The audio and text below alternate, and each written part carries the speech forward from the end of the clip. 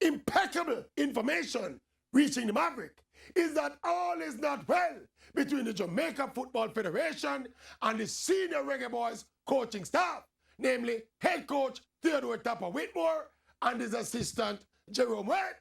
Word is that powerful people in the JFF hierarchy want to get rid of Coach Wade because they think it was Coach Wade, who leaked the salary figures offered to Wade and Whitmore to the media.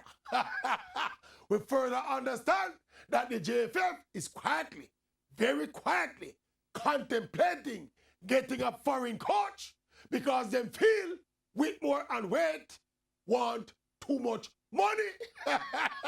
I never see smoke without fire because apparently JFF President Michael Ricketts all but ordered Coach Wade to go with Arnett Gardens to the Caribbean Club Championships assignment in Trinidad instead of traveling with the national team to Turkey. We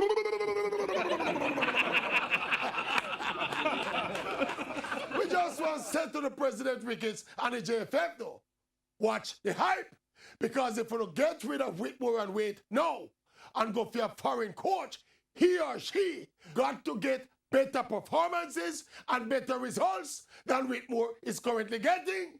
Or we will look like some hypocritical fools who cannot go for any big foreign coach and offer them the same $3,000 a month offered to Whitmore.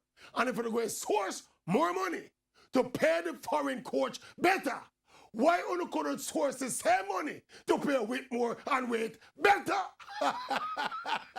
President Ricketts, the Maverick, and the public, we're watching this one very, very closely.